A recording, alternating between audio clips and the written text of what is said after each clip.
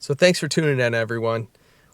I get the question time and time again about, what it's like to own an electric vehicle.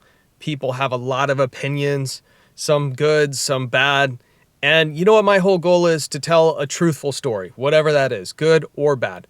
I did a video that was the 10 things I love about the electric vehicle, and now I'm doing the video which is the 10 things that I hate about the electric vehicle. I'm not going to sugarcoat any of it. I'm going to tell you all of the things that I don't really like about owning an electric vehicle. There's been quite a few instances where things didn't go great, and it was simply because of the fact that I had an electric vehicle. Now, there's been a lot of times where it has gone great, but today we're going to focus on the 10 things that I hate about owning my electric vehicle. So everyone talks about this issue, which is it takes a long time to charge. And I can just fill up my gas tank with gas in 5 minutes. So I thought it'd be good to come to a local Costco and to look at all of the cars going through. They're not here to go get something in a random 7-Eleven or something like that. They're here to gas up. So I'm going to time several cars to see how long it actually takes for them to gas up. And then I'm going to compare it to how much time it takes to charge up in my car. Okay, here we have a Discovery.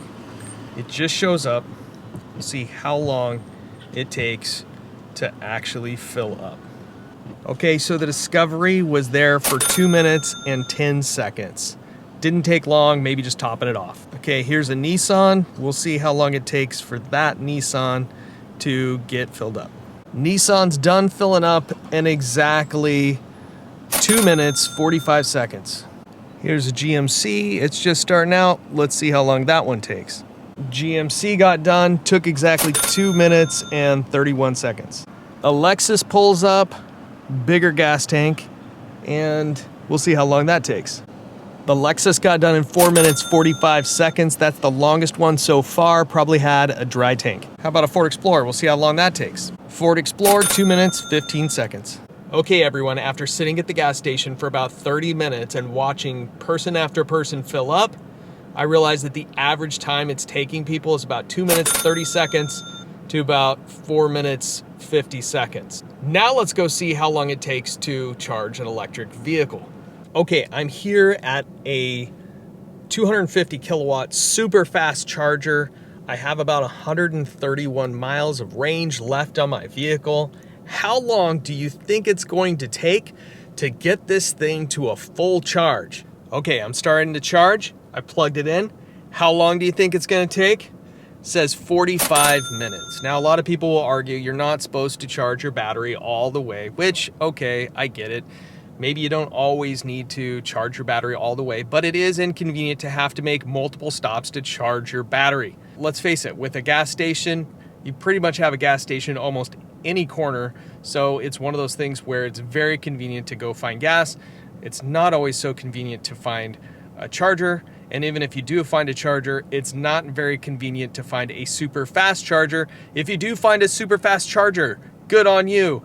The one thing is that it may have a line of people that are waiting for the super fast charger because basically Tesla has the corner on all the fast charging. Now all of the electric vehicles are adopting their plug style, which means that we're going to have more and more and more people at these super fast chargers. I'm here in the freezer section, which is another problem with batteries, right? Is when they get cold, you can't charge them. A lot of people don't realize that. They can lose 35 to 60% of their range. That's a problem, especially if you live in a cold area. You probably recently saw all of these cars completely stranded. I believe it was in the Chicago area. And it all had to do with that the temperature dropped to below zero, and all these people are trying to charge their electric vehicles. Well, one thing that happens with an electric vehicle, if you get extreme cold, in fact, just 32 degrees, you can lose about 20% of your battery life. So you start getting below zero, you can lose up to 60% of your battery life.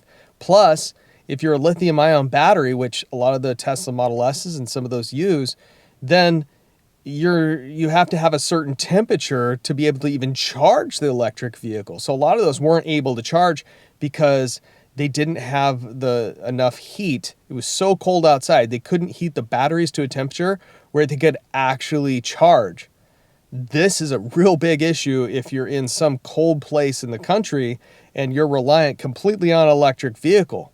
Not to say too that like if the electrical grid goes down, God forbid. One other thing to consider that I don't particularly care for is the fact that it costs you twice the amount to fix your car if you need body work from a paint and auto body shop. That right there, it's gonna cost me big. Now, I had to get my hood repainted on my previous Tesla. How much was it? It wasn't dented at all. Cost me $3,500 just to get the hood repainted. Here's one you may not have thought of. If you need car parts, you can't just go to the local parts store. I went in here, I asked them, do you have any electric car chargers? No. Do you have any electric car parts? They said no. I'm like, okay, that means I can only get it from the place that actually sold me the car. In this case, the car dealership. So it definitely makes it a little bit tougher when owning an electric vehicle if you can't get parts from a parts store.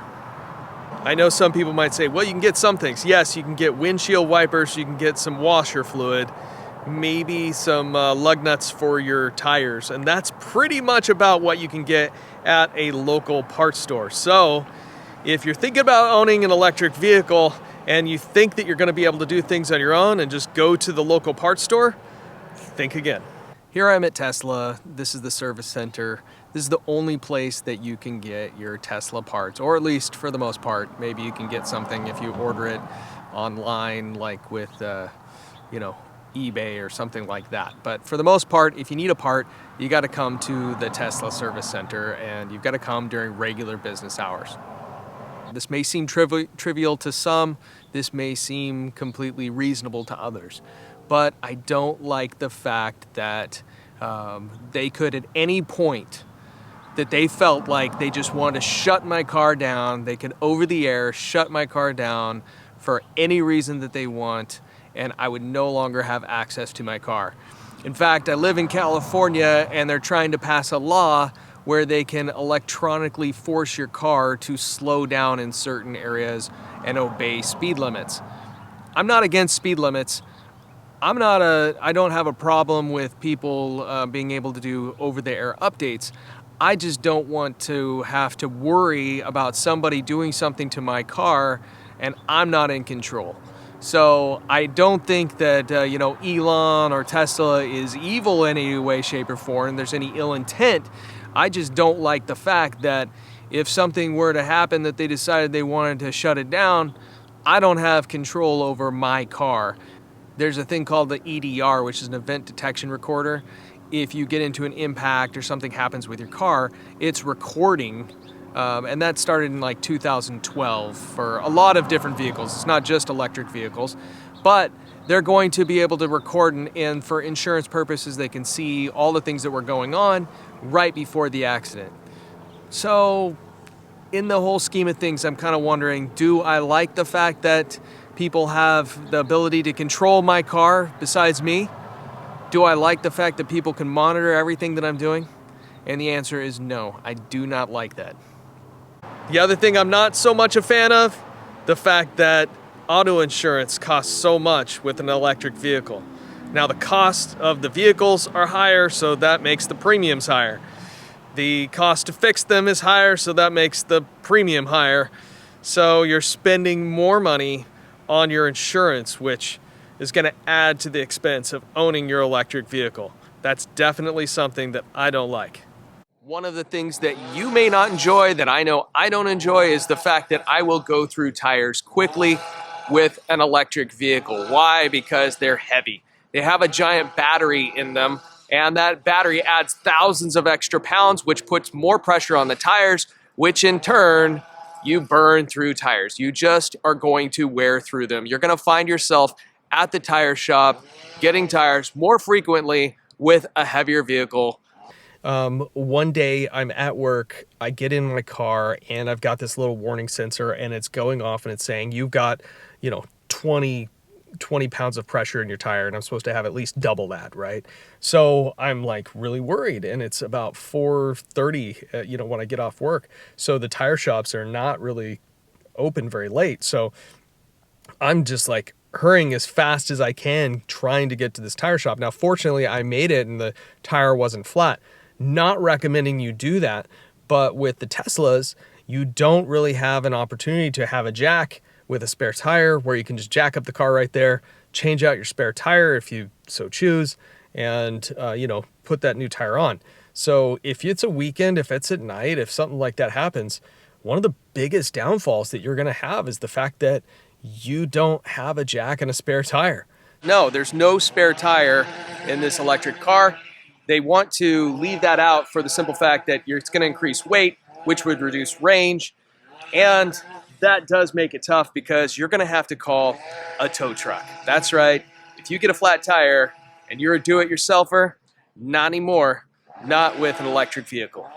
Another thing to consider is the fact that electrical prices have skyrocketed. They're going up. So every time I go to recharge my car, the cost keeps on increasing. So where I was saving a lot of money, not really saving so much anymore. Gas prices have also skyrocketed, but where does most of the electricity get generated from? Fossil fuels, at least here in California. So think about that. Your costs are going up. How about battery degradation? What does that even mean? When you buy one of these electric vehicles and they have 300 miles of range, let's say, and then you keep it for 2, 3, 4 years, and all of a sudden you're down to 250 miles on a full charge. That 50-mile difference is the battery degradation. It has degraded all the way down to 250 miles on a full charge. So what you started with and what you end up with are two totally different things, and that's something you should definitely be thinking about. It's definitely something I don't like about owning an electric vehicle. Now with my channel, there's a lot of people who have tuned in and they've said what they don't like about owning an electric car or even talking about owning an electric vehicle. And one of the biggest things that people say, and you can read through in a lot of comments, is that the government is actually forcing people to transition to electric cars or to buy electric cars. There's a lot of talk about that, and I do agree. I don't like the fact of anyone pushing some kind of new product on anyone. I think that you need to have the ability to choose, and you know what? Electric cars aren't right for everyone, and they are right for some people. I personally wouldn't own 2 electric cars unless I really absolutely had to. I would just I do own a gas-powered car for longer trips, and also the electric vehicle, which I do actually use quite frequently, and it is a great second car. Thank you so much for tuning in. I hope you enjoyed this list of the top 10 things I least like about owning my electric vehicle. It was a list that I put together myself because I thought it would be really helpful for people to see the things that aren't the bright side about owning an electric vehicle. And I like the honesty of, people that are unbiased and giving you all of the good stuff. So hopefully you felt like that's what this was. If you like the content, please like and subscribe, send a comment. I'll do my best to get back to you. Thanks for watching.